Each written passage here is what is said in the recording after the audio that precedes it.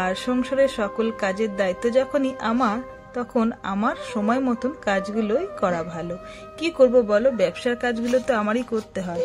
আর তোমাদের দাদাভাই একটু রেস্ট নিল, কেন কিছুক্ষণ পর কিন্তু আবারও দোকানে বেরিয়ে যাবে। তারপরে সমস্ত ব্যবসার কাজ কিন্তু একা একাই সারতে হয়। এখন প্রায় আমার স্নান করতে সন্ধে হয়ে আসে। বাইরের সমস্ত বাসি কাজ সেরে চলে এসেছি এখন ঘরের কাজ করতে। বাইরে উঠোন ঝাড় দেওয়া, ওদিকে রান্নাঘরের আঁচ ধরানো, মোচা কাটার সমস্ত কাজ আমার কমপ্লিট। আর এখন ঘরবাড়ি পরিষ্কার করছি। পরি কিন্তু এখনো ঘুম থেকে ওঠেনি, জানো তো। আর তোমাদের দাদা এখন বাজারে যাবে, তো ভাবলাম বাসি ঘরটা আগে ঝাড় দিয়ে ফেলি, তারপরে অন্যান্য আরো বাকি কাজ করব। ঠিক আছে, তো চলো বন্ধুরা, গুড মর্নিং। কেমন আছো সবাই? আশা করি সকলে ভালো আছে, সুস্থ আছে, আর আমরাও খুব ভালো আছি। দেখো তোমাদের দাদাভাইয়ের সকালবেলা হচ্ছে জল খাবার, একটা বিস্কুট আর 1 গ্লাস জল। এটাই কিন্তু চলবে সেই বেলা 12টা পর্যন্ত। এখন তো সকালে টিফিন খাওয়া হয়ে যাচ্ছে প্রায় 12টা, আবার কখনো কখনো খাওয়া হচ্ছে না সকালে, আর দুপুরে একবারে হয়ে যাচ্ছে। যেহেতু এখন একটু ব্যবসার দিকে ব্যস্ত আছি, তো সেই কারণে সকালের টিফিনটা আর সকালে হয়ে উঠছে না, একেবারে দুপুরে হয়ে যাচ্ছে। তো যাই হোক, দেখো আমি এদিকে ভাত বসাতে চলে এসেছি। আর তোমাদের একটা কথা বলি, দেখো জানলার সামনে আমি একটা গামছা দিয়ে রেখেছি। কেন জানো তো, এত পরিমাণে ক্যামেরা করলে এত পরিমাণে আলো টানে, তো সেই কারণে গামছাটা আমি দিয়ে রেখেছি। তোমরা যেন অন্য কিছু ভেবো না। যাই হোক, ভাত বসিয়ে এদিকে আমি দেখো সমস্ত বাসন মাজা আমার কমপ্লিট। আর আজকে কিন্তু একদমই অল্প বাসন হয়েছে। কেন জানো তো, রাতে না আমি অনেকটা বাসনই মেজে রেখেছিলাম। তারপরে খাওয়া দাওয়ার পর এদিক সেদিক ছড়িয়ে ছিটিয়ে থাকে চারিদিকে থালা বাসন, সেইগুলো আর কি মেজে নিলাম। মোটামুটি রান্নাঘর আমার পুরো কমপ্লিট হয়ে গেছে। এবারে ঘরের দিকে যাওয়া যাক। এক একটা সময় পর্ব মেটাচ্ছি। প্রথমে বাইরে পর্ব মেটালাম, তারপরে রান্নাঘরের পর্ব মেটালাম, এবারে চলে আসলাম ঘরের পর্ব। একদিন একভাবে আমার কাজ হয়। যখন যেমন সময় পাই ঠিক তেমন ভাবেই আমি কাজগুলো করি। আমার যে ভিডিও করতে হবে বলে যে সকাল থেকে সম্পূর্ণ একইভাবে কাজ করে যেতে হবে এরকম কিন্তু নয়। আমি যেভাবে যেরকম করি সেটাই তোমাদের সঙ্গে তুলে ধরি। যাই হোক, সব বাদ দিই, এবারে আসা যাক কাজের কথা। এখন কিন্তু পরি বসে বই পড়ছিল, জানো তো। সেই কারণে আমি আর ঘরে এসে ডিস্টার্ব করিনি।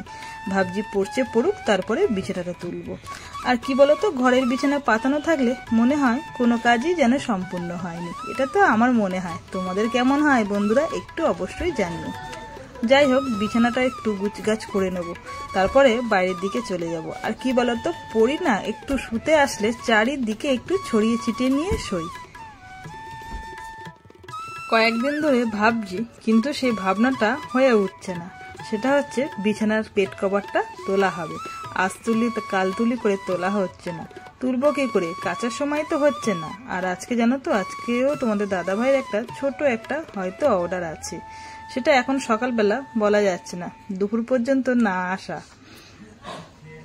দেখো আমার বেড কভারের ওইখানে মাঝখানটায় ছিঁড়ে গেছে। এটা হচ্ছে পরির জন্য।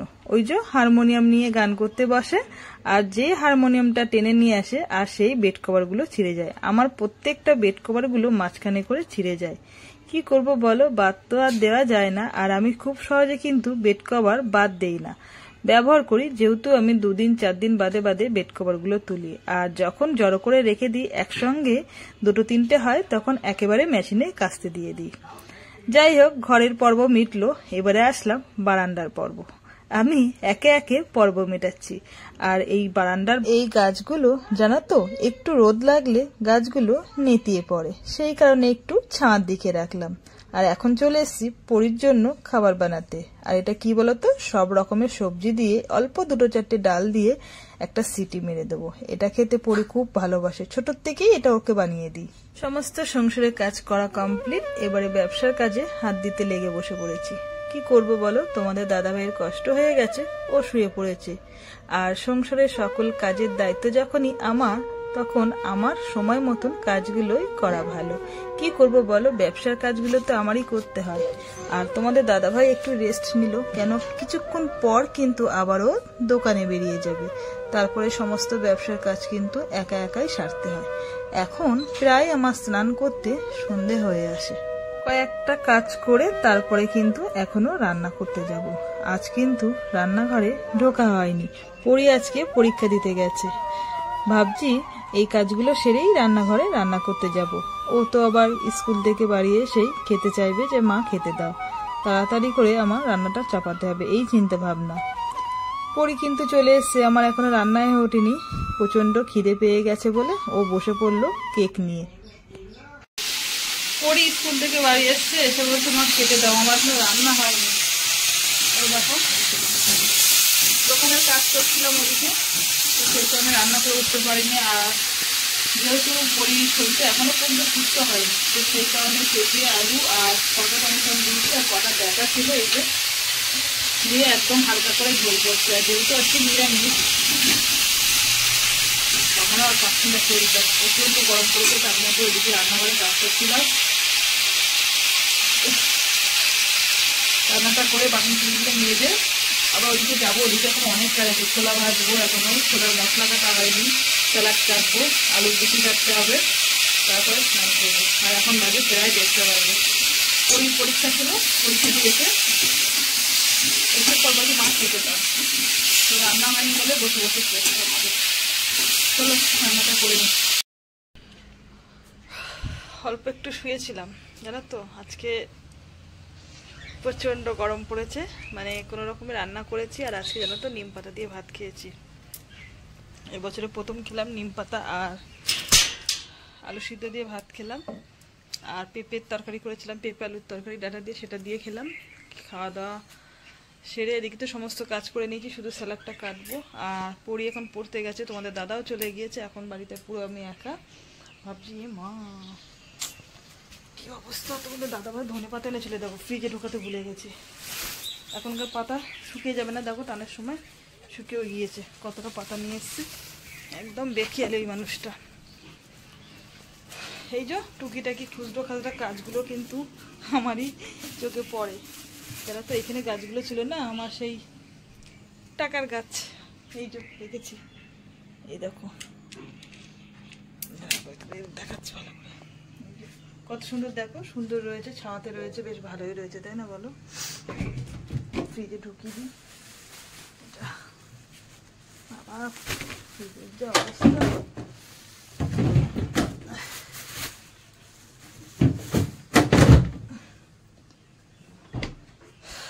চলো এখন স্যালাড কাটবো, ঘরের লাইটটা অফ করে দিয়ে, পড়িতে চলে গিয়েছে, পড়তে গেছে। এখন কাজ হচ্ছে আমার স্যালাড কাটা, আর বাদ বাকি কাজ হচ্ছে যে সন্ধ্যাবেলা যেটা করি আর কি, পেঁয়াজ আর লঙ্কা।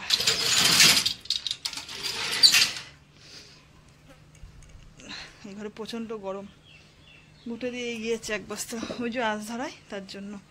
এই দেখো তোমাদের দাদা আজকে যা বাজার করেছে না, লঙ্কাটা দেখো শুধু, এই দেখো এতটা লঙ্কা, শুধু এইটুকু না আরও আছে, লঙ্কাগুলো সাইজগুলো দেখো, এই দেখো ঠিক আছে, দারুণ এখনো আছে।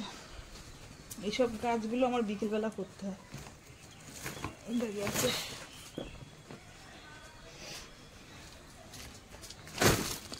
আজকে লঙ্কার বন্যা বইয়ে দিয়েছে দেখো, এই তো লঙ্কা আছে, আবার এখানে রাখো, এই এতটা লঙ্কা রয়েছে, এইসব লঙ্কাগুলো সমস্ত ছাড়াবো। ঠিক আছে চলো এখন স্যালাডগুলো কেটে নিই। শীতকালে এক ফোঁটা রোদ আসে না, গরমের সময় রোদ আসবে। ও কি সমস্যা, ওই ঘরের থেকে সুইচ অফ করে দিয়েছে।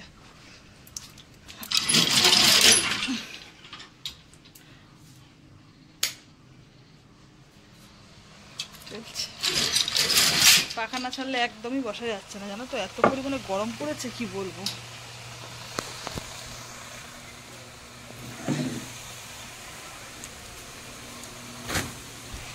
ওই যে পাখা ছেড়ে দিয়েছি, টেবিল ফ্যান।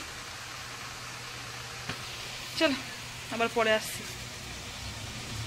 এখন সন্ধেবেলা, আর পরিচয় এলো মা কিছু একটা বানিয়ে দাও। ঘরে পাস্তা আছে, ম্যাগি আছে, কিন্তু ভাবলাম ওগুলো আর খেতে দেবো না, একটু তেল মশলা দিয়েই ওগুলো রান্না করতে হয়।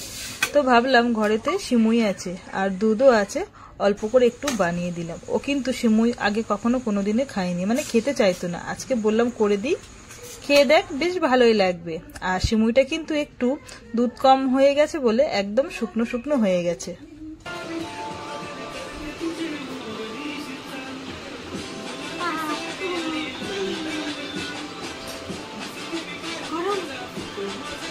যাই হোক, পরীর টিফিন করা কমপ্লিট। এবারে আমারটা আসা যাক। আমি কি খাবো সন্ধ্যেবেলা? ভাবলাম একটু চা খাই, অনেকদিন বাদে একটু চা খেতে ইচ্ছা গেল। আর আজকে যেহেতু মাথা ঘষেছি, মাথাটা একটু যন্ত্রণা করছে। তার মধ্যে এদিকে কাজ করতে বসবো। দেখো, এক ঝুড়ি লঙ্কা নিয়ে বসে পড়েছি। আর আজকে চা খেতে খেতে আমি তোমাদের সঙ্গে ভিডিওটা শেষ করব। ঠিক আছে? সারাদিনের ব্লগটা তোমাদের কেমন লাগলো অবশ্যই জানিও। সবাইকে গুড নাইট, টাটা।